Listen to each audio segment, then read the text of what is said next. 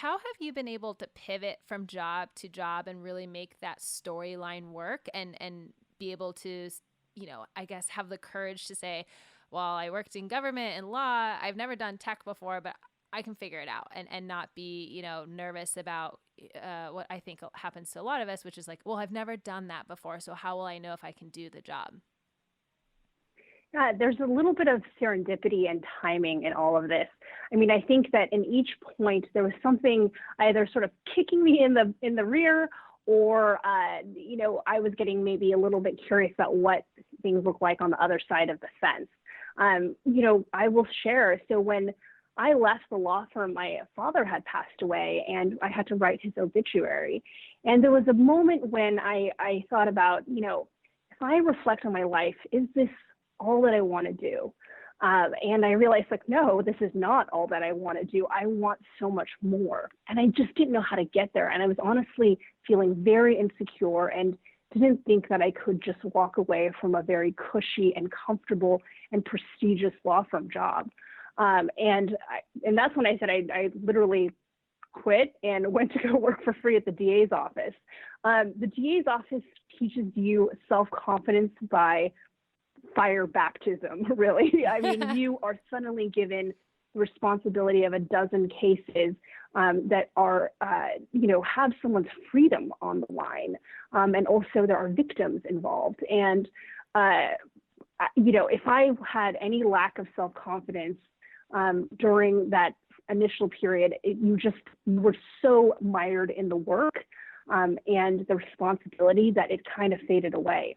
And so for me, I think I give a lot of credit to my experience in the DA's office for teaching me the ability to be self-confident and to learn a lot in a short period of time by asking the right questions, and knowing that kind of gravity of those responsibilities were ones that I could take on and be comfortable with the result. And so when I made the move to Lyft and the move to Alaska, nothing else ever seemed quite as intimidating because I had previously been juggling someone's freedom in the past and had that responsibility.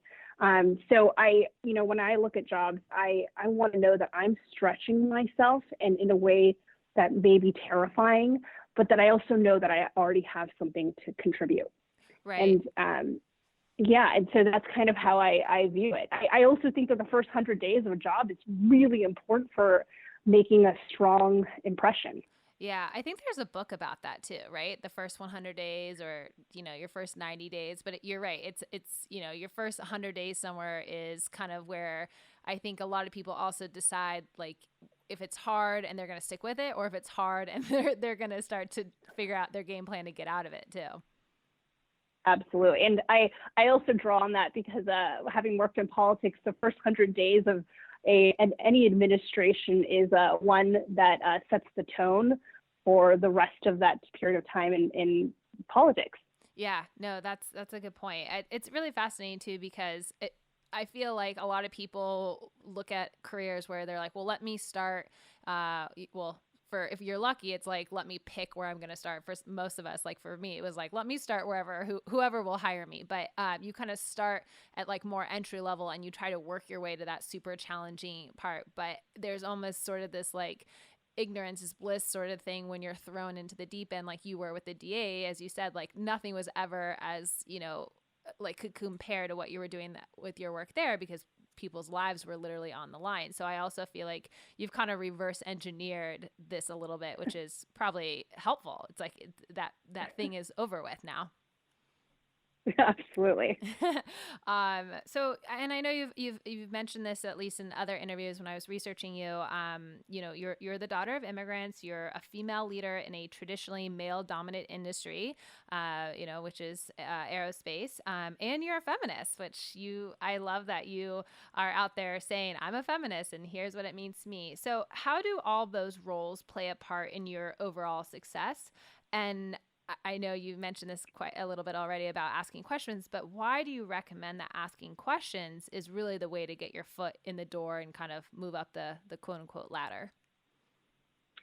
Yeah, if I think about all of these hats that I wear as an individual, I think from even being a young child, you were comfortable being uncomfortable or being kind of the only or one of the few.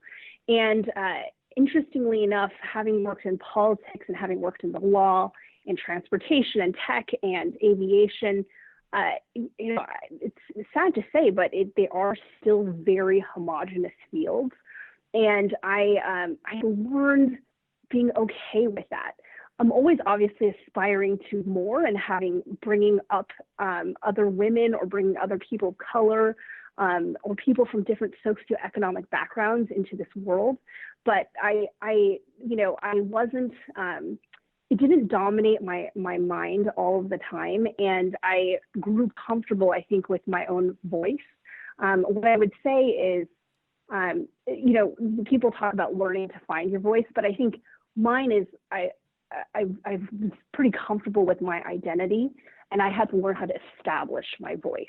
For me, asking questions was a much more comfortable way to do it. And so, being in law school, we're actually taught to ask questions all of the time and try to get to the heart of a problem. And I think in going into any new workplace, especially since I've transitioned in a lot of different places, I wanted to understand how things work, how, what is success? How does power flow? How do people interact with each other within the company? How do people represent the company outside? And asking those questions, I think, put me in good stead because people knew that I was genuinely curious, not only about the company and the way that it works or the industry, but that I was also curious about them as an individual. For me, it's less intimidating to speak up in a meeting by asking a question than sharing my opinion right off the bat. I think it's okay. I think people are much more forgiving when you form an opinion after having asked a lot of questions, right? And saying, oh, okay, well, she based on the answers that we came up with, this is her opinion. Or her suggestion or her thought is a lot more palatable. And that's just one of the techniques I used as a young woman of color, in these types of industries.